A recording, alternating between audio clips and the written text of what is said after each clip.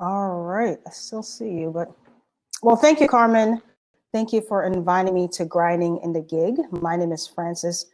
I'm a trained therapist, life coach. I work with women primarily, and what we do is we break down all the barriers that's getting in the way of them sharing their gifts with the world. So today, my presentation is about coping with stress and anxiety during COVID-19. We're all feeling the stress. We're all feeling the anxiety. If you've never felt it before to this extent, then you're definitely feeling it now. So I'm going to discuss the different kinds of stress, how to identify the symptoms, and any anxiety related to stress. Then I'm going to provide you guys with some coping strategies that you can begin to use right at the summit at home so that you can manage some of the stress and anxiety. And at the end, we'll leave some time for some questions, comments, anything else that you guys feel that you would want to go a little bit deeper in that maybe I didn't go deep enough during the presentation. So usually when we experience traumatic events, our brains, they scan the environment for threats and danger, and then our body responds, right? And the body and the mind, they have to decide to fight, flight, or freeze. Note that our bodies aren't able to separate real from perceived danger and heavily depend on the mind. So, but what if the brain isn't able to do that? Being able to discern from real or perceived danger relies on a lot of factors, such as, what were your previous coping strategies? What's your earlier experiences with trauma, if any? How do you normally deal with stress? What's the condition of our physical health? All of those are going to impact the way that we deal with stress and anxiety on a day-to-day basis. So in other words, the response will differ for everyone based on their personal experiences with the world. So when it comes to COVID-19, we're stuck in our homes. We can't fight, we can't take flight, which means we are, for lack of a better word, frozen. And being in this state makes us feel helpless and powerless. So we're not in control anymore. And everything is out of our hands. 2 weeks ago, I went to the grocery store. I had to stay in line as people were let in 3 at a time. And I had gloves on, I had masks, and I was like, wow, this is such an interesting time that we're in right now. And that's something that, a lot of us haven't experienced before. So the crisis has a lot of us outside of our element. And for some of us who always like to be in control, the challenge here is letting go. But when stress goes unchecked, its symptoms linger and it chips away at both our physical and mental well-being. And some of us, we get accustomed to living a stress-filled life. And for others, we wear it as like it's a badge of honor. And with that being said, I do want to point out, though, that it's okay to have some level of stress. A healthy level of stress pushes us to take care of our responsibilities, right? Without it keeping us up all night, without it damaging our health. So the goal here, and I want to highlight this specifically, the goal here is not to eliminate stress. It's to keep stress at levels that are helpful rather than harmful. So what happens when we're stressed? When we're stressed, we get really tensed, we get overwhelmed, we get worn out, we're exhausted. And you'll feel that. If you're feeling a little bit more tired and fatigued more than usual, it's because of the collective chronic stress that we're experiencing. So that's not totally out of the ordinary. So a small amount of stress can be motivating, but too much stress makes even like the smallest tasks seem daunting, right? And some of these symptoms, and we're going to get into the symptoms a little bit later, but some of these symptoms can range from mild to getting headaches, maybe stomach aches, to as severe as being diagnosed with anxiety and depression. So what makes COVID-19 that much stressful? It's really the uncertainty. No one knows what's going to happen afterwards. A lot of us don't even know what's going on now. And so to sit with deep-seated uncertainties is stressful. Worrying about our basic needs and finances is stressful. Having limited mobility is stressful. And then what about our relationships? Whether they're solid or not, some of us are with our partners 24/7, and maybe that hasn't been that way in a while. And then if you have kids, to add that to the mix, it's a lot. It's heavy. And if you have, elderly parents that you're taking care of, so we're feeling the toll right now. And so right now, with everything that's going on, we are stuck in freeze mode, which means that we've lost our physical sense of agency. So other people are making decisions for us, and we just kind of have to follow along. We need or want to move and take action, but we can't. Fight or flight isn't available to us. And because of this, it is critical for us to channel our energies in helpful ways. So the focus is self-regulation. We're dealing with thoughts, emotions, and behaviors. So I think something, I feel something, therefore I do something, which means that we're at risk at being destructive. While we have all this time in our hands, and I use that in quotes because it's different for everybody, but we're either mindlessly numbing with Netflix or using substances to distract us or doing any other unhelpful distractions that get in the way of us really focusing on self-regulating our minds and bodies and thoughts. So now I'd like to pivot to the different kinds that we experience overall in life. We have two kinds. We have acute stress and chronic stress. And acute stress is brief. We all have experiences, such as me giving this speech right now. I was nervous because I don't do a lot of these things, but here I am. Or even just getting into an argument with somebody or studying for an exam or something like that. Those situations cause acute stress. But chronic stress, on the other hand, it's long lasting. The symptoms may not be as intense in the moment, but the long-term effects, are more severe. Things like what we're experiencing now. Some of us are experiencing getting laid off from a job, worrying about our finances, having unhealthy relationships with frequent arguing. Those situations cause chronic stress. So the question is, how do we identify the symptoms that we're experiencing? Sometimes they're really apparent, while other times, they're really subtle, and then they hit us hard when we least expect it. So you find a lot of people just crashing, right? Sometimes you're just sitting at the edge of your bed and you're just crying and you don't know why, but it has a lot to do with chronic stress and some of the underlying things that are going on in your mind, body, and spirit. So some symptoms of acute stress can be, just sweating, irritability, and headaches. So in the moment, they feel disruptive, but while symptoms of chronic stress, they go unnoticed for long periods of time, and that's how they cause long-term health problems. With chronic stress, we often we become accustomed to it, especially we get accustomed to the discomfort, especially if you live in the States. I had spent 3 years abroad, and it was just vast different of what the quality of life is like for people overseas versus America. We are encouraged to grind all the time. We're encouraged to work 40 plus hours per week. And that's just kills our quality of life. And so we get accustomed to being uncomfortable in that way. And so that feeling of that stress becomes our new normal. But however, like I said, the more that you do that, the negative health effects persist. So let's take a look at acute symptoms, right? So acute symptoms for stress, if you think about on a physical sense, like I had said, migraines, headaches, I used to get migraines all the time, and I realized I was stressed out, all right?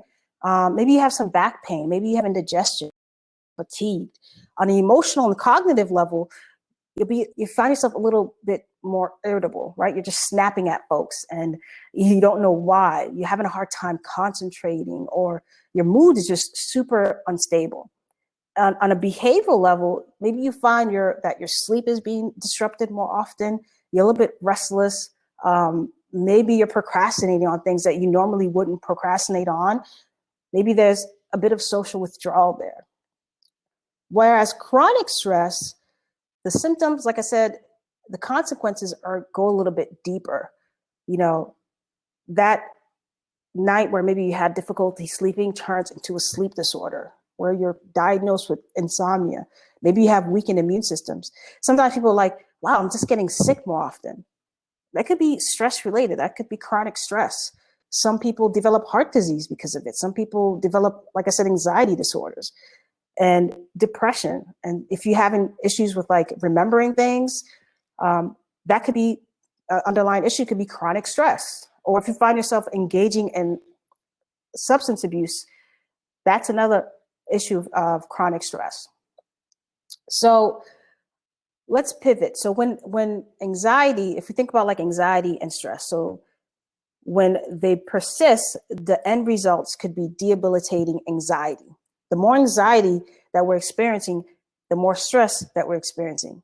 The more stress that we're experiencing, the more anxiety that we're experiencing. So as you can see, this creates a never-ending loop. So the idea here is to interrupt the loop and replace it with healthier coping strategies. The thing, stress and anxiety, they hijack our emotions, right? So our job is to, again, disrupt this loop. But how do we do this? And I'm going to go through some steps that you can take to begin to interrupt some of these loops. But so one of the things that we can do is we can begin to build our resiliency. I mean, what does that even mean? Well, first, resilience refers to our ability to handle life's challenges. It's the ability for us to create a foundation so that when future challenges present themselves, we're able to work through them. Like we don't get knocked off balance. Like, I remember back in the day, a long time ago, when I didn't have healthy coping strategies, where challenges would come to me and I would just collapse. Like I wouldn't know what to do. But now when challenges I'm faced with, I can easily navigate it. I have the space to observe myself, observe my emotions and my thoughts, so I can think clearly and make appropriate decisions. And that's where you would like to achieve and where you'd like to be. So there are a few key ingredients to properly build our resilience, and anyone can do this. We first need a social support system. We need a level of optimism, a bit of sense of humor. Sometimes I say, if I don't laugh, I'm gonna cry. So I spend a lot of time, just watching memes. They've saved my life because I don't know how many times that I thought about, why are we all wilding out over some toilet paper?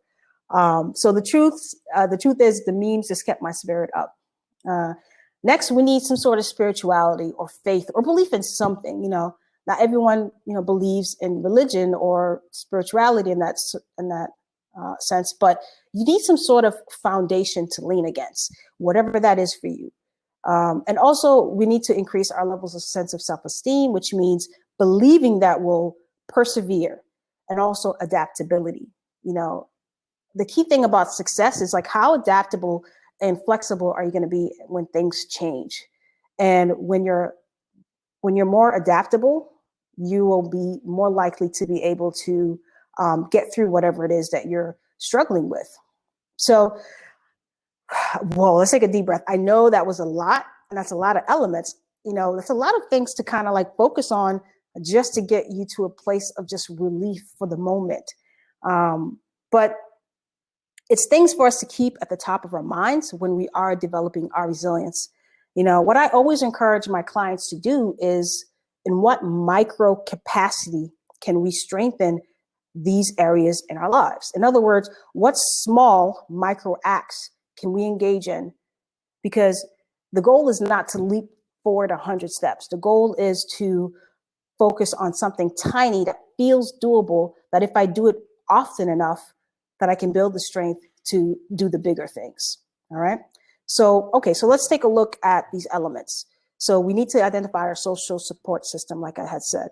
So who are the people that you can turn to in a moment of stress and anxiety, and actually use them? We have our social support system in place, but often we don't reach out and use them. And because we're reluctant to share our vulnerabilities, we're reluctant to share what isn't working. But I encourage you, like, really build that solid support system, because we need it. We're so interconnected that we can't live without a support system. That's a protective factor in our lives. So the next we have is optimism. How do we increase our levels of optimism? One suggestion that I have is to have a positive journaling habit. We tend to focus on what isn't working. So we need to retrain our minds to think otherwise. So positive journaling gets us in the habit of writing about the positive experiences and the positive things that are happening in our lives. And it gets a little tricky with COVID because we are stuck in the house. There's not a lot going on, but find that the small things that you can find in your life that brings you a bit of joy, which then leads me to say that developing a gratitude practice is so, so important. I promise if we just did that for 30 days, that will increase a sense of joy in our lives. Again, keep it real micro. I'm all about how can I make it so easy that it's fail proof. So for example, what are the 2 things that you're grateful for? Maybe you do that once when you wake up in the morning, you do it once in the evening before you go to sleep. Keep in mind that resiliency, it's a muscle that must be trained, like I said. So it gets stronger when we train it regularly. So all these need habits and practiced over time. The next step we have is deep breathing. The reason deep breathing works, and a lot of us, we don't breathe deeply enough. The reason it works so well is because when we're stressed and when we're anxious, we tend to have rapid, shallow breathing. So we're just kind of breathing on the surface, very shallow. And when taking deep breaths, our bodies are better able to exchange carbon dioxide for oxygen, which results in slower heart rate, lower blood pressure, and it results in us feeling a little bit more relaxed. So deep breathing from our gut. So in addition to altering the body's flow of oxygen, deep breathing acts as a form of distraction. So from whatever negative emotions that we're feeling. So sometimes you hear count backwards from 10. I encourage that if that works for you, but I always recommend 2 scattered counting. So 40, 50, you really have to think when you're doing scattered counting. So that allows you to get a little bit distracted so that you can feel a little bit more relaxed. Then we have something called progressive muscle relaxation. This is an exercise that reduces stress and anxiety in our bodies by having us to slowly tense our bodies, right? And then relax. Because I know for me, before I get to that, so when we do this, it gives us an immediate feeling of relaxation, but it's got to be a regular practice. This allows us to become more aware of what we're experiencing and holding tension and where we're holding tension in our bodies. I tend to hold tension in my shoulders. So I find myself doing this a lot. And then the minute I just drop my shoulders, I just feel better. Like I can just breathe a little bit. So the way this works is that you want to scan your body and you want to scan it from your toes and work all the way to the top of your head. So even if you're just squeezing your toes for a little bit, letting it go, squeezing your toes a little bit, letting it go. And do that over time. And if you do that for 10 minutes, 5 minutes, that is going to relax you a little bit more.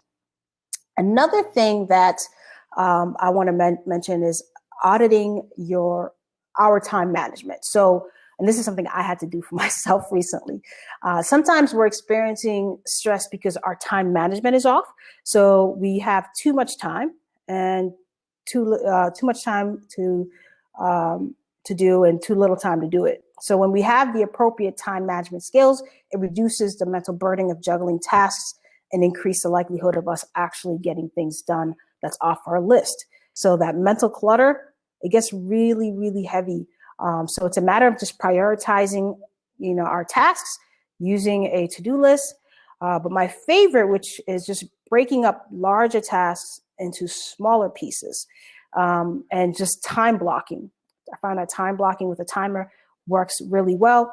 And like I said, truth be told, this is an area of growth for me. I've been practicing this recently, but we really need to do this, and we need to also limit the distractions around us. And for some of us, this is hard because everyone is home, right? So maybe put a do not disturb sign so your family knows not to disturb you. Of course, this is harder if you're a single parent with younger children, so we got to get a little bit creative, but give yourself a little bit of grace. So the next thing that I want to talk about, and this is probably the most important part of today's session, we need to give ourselves breaks in between tasks, but most importantly, give ourselves grace, have some self-compassion and understanding for ourselves as we transition and adjust to this new way of living. You're not going to get this all right overnight. So take your time with it as you adjust. All right. So next is something I can't stress enough. I remember a long time ago, I got so burnt out of work that I literally quit, and I bought a one-way ticket, and I went overseas for 3 years. I took a sabbatical, and I needed that space. You may not need to go as dramatic and extreme as I did, but you really need to take that space for yourself. And I believe this is what this whole thing is telling us, that everybody needs to take a collective deep breath. Everybody needs to pause. All right. But when you do these and when you implement these things on a regular basis, it becomes part of our lives, and we make self-care a habit. We have to structure self-care into our lives because things get tough, right? And if you don't have something already in place, you're going to collapse. So we have to make it a priority before everything and everyone else, even your kids. I said it, even your kids, whatever that means to you, however self-care looks for you. But self-care isn't just, doing nice things for ourselves. Self-care also involves boundaries, creating boundaries. We have to protect ourselves against those who interrupt or interfere or hijack our time, hijack our emotions, all of that. And remember, we don't need much. You don't need like a whole hour, although a whole hour is beautiful. It's wonderful. Just a few minutes to yourself on a basis will have a massive impact. Now I'd like to highlight something. The biggest mistake that most people do when it comes to creating a self-care practice, which I'm guilty of it as well, like we do this, is when everything seems good, right? It feels good, everything's going well, we stop engaging in our self-care practice. We think that, we're so good that we don't need it anymore. But no matter what, no matter how things are feeling, no matter how good things are, we got to continue to engage in a self-care practice. Now, as I near the end of this session, there's one last thing that must be incorporated in reducing stress and eliminating anxiety. We call this cognitive restructuring. And cognitive restructuring is the idea that we take the thoughts in our heads and we restructure them. Like, we have the ability to do that. We have so much power within us. Sometimes we forget to access it.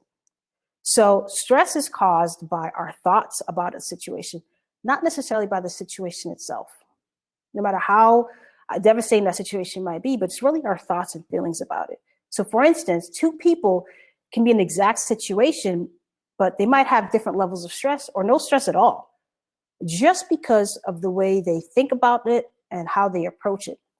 Oftentimes, the thought that causes stress are irrational or exaggerated in some shape or form, but we respond to them as if they are factual. So irrational thoughts that lead to stress may look like the following: I'll never get through this. Or, maybe there's something that you want to create. So you'll say, I have to be perfect all the time. Or maybe something happened and it didn't go right, so I'm a total failure. So those kinds of thoughts really aren't helpful. But we have them, and we're all guilty of having these thoughts. But there are a few ways that you can tackle this. And I'll be brief since we don't have a lot of time. And so what I always encourage my clients is to use Socratic questioning. So Socratic questioning is the idea that you enter a situation in which you know nothing. And because of that, we question and challenge our own assumptions. So we use this method to challenge our thoughts and how we feel about it. So here are 3 questions that you can use when you're faced with challenging and stressful situations, or when you're feeling very, very anxious. This is really, really good for anxiety. First question is, what is the evidence for this thought or the evidence against it?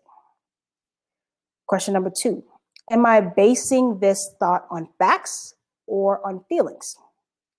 And question number 3, could my thought be an exaggeration of what's true? Here's the thing about anxiety is that it doesn't like facts.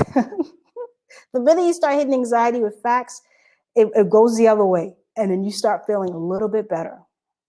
So these questions help us to get out of our feelings so we can think and make decisions clearer. I'd like to end this session now with 5 grounding techniques that we can use when we're feeling anxious. This is super helpful. I use it all the time when I'm not saying all the time I'm anxious, but I use it when I'm feeling a little bit like just out of it. I always go to deep breathing first, and then I move on to anything else that may not work. But the 5 grounding techniques are to incorporate our sight, taste, smell, hear, and touch. Okay. So we take a few minutes to find one thing that we can see, one thing that we can smell, one thing that we can touch, one thing that we can taste, and one thing that we can hear. And the premise behind this is to spend some time taking all of these sensations in by slowing down and absorbing them. And when you do this enough times, it'll reduce your anxiety. So for example, maybe you take a moment to fixate on a painting on the wall. You take a moment to notice everything you see in the painting, the colors, the brushstrokes, the objects, the people in that painting. And you do this for like 5 minutes, 7 minutes, and you breathe through that process. Not only is it going to distract you, but it's also going to reduce some of that anxiety, because what anxiety wants you to do is to focus on what isn't working, on the things that are freaking you out. And what you're doing is now you're taking control. You're taking control of your thoughts, and you're not allowing anxiety and stress and all that to hijack your emotions, and you're thinking clear.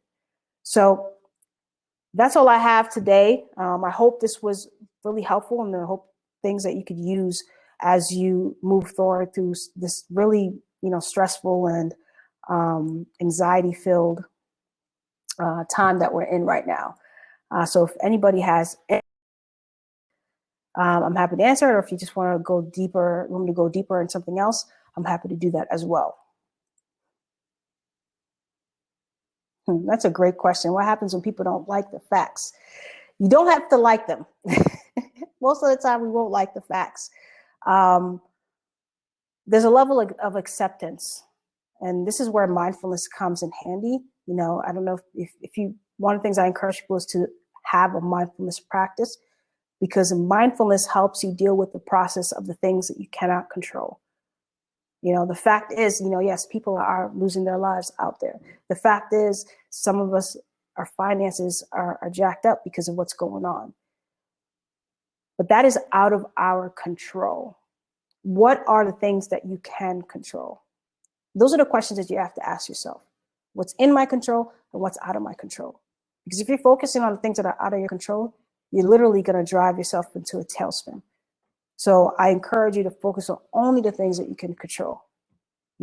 I know like some people have, older parents who just won't listen. And I had to tell my aunt the other day, like, you can't go out in the house. Like, you need to stay home. But that's out of my control. There's only so much that we can do. And we just need to find a level of acceptance there. That was a great question, though. You don't like the facts. Do you have any other questions, or are we good to go? Let me go to the other chat. See, I didn't even scroll down. Okay, I'll redo the 3 questions again. The 3 questions, and there's a lot more questions. Those are just the top 3 that I picked for this session. But the first question is, what is the evidence for this thought? So for example, let's say you interviewed for a job and you're already thinking, I'm never going to get this job. What if they don't hire me? Well, what is the evidence for that thought? How do you know that they're not going to hire you? What is the evidence for the thought? What is the evidence against it? And what I'll do is I'll copy and paste. And am I basing this thought on facts or feelings? And could my thoughts be an exaggeration of what's true? I had some people who, they're really nervous about getting COVID or contracting it, which is a very likely thing.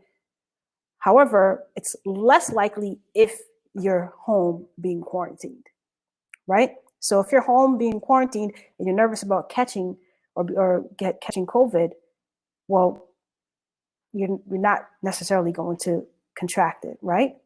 You're home. So one of the things I say to people, like, ask yourself, am I safe? Am I safe? You're safe at home currently. So that's what we need to focus on. It's easy to get carried away with everything else that's going on, limit your exposure to the news. That's another thing, because they don't even know what's going on. So all those things like that plays into our anxieties and all of the stress. Let me just scroll down. Let's see.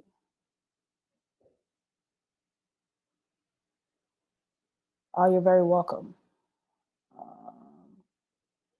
And there's a lot more things that you can do, but for the purpose of time. But mindfulness practice will definitely help with those questions that we can't get the answers for.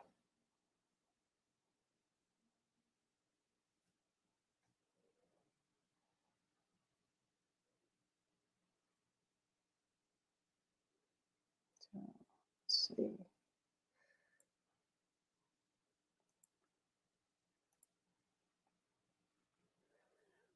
If you don't have any other questions, I mean, you could, if you do have any questions, you can reach out to me. I'll put my email in the chat at hello@defyingresistance.com. I'm also offering pro bono sessions right now for those who need to talk to a therapist. So you can definitely do that as well. I do have a podcast. It's actually separate from this. It's called Chronicles Abroad, which is our travel podcast, which we do a lot of holistic chats about travel, and we just inspire people to travel with passion and purpose.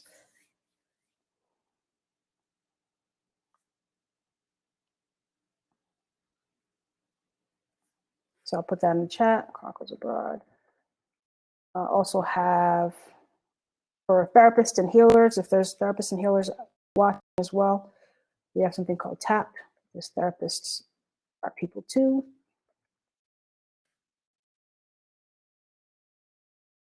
You can find that in all platforms. So if you listen to Spotify, iTunes, Stitcher, Google Play, we're on all those.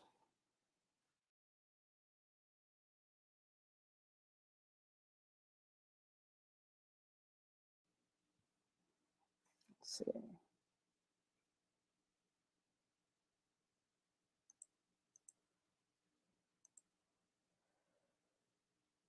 I think we're all set. I don't think anyone has any other questions. I know it's a lot of information to absorb, but those little things that you can really get started on right away will do wonders for you. Thank you, John.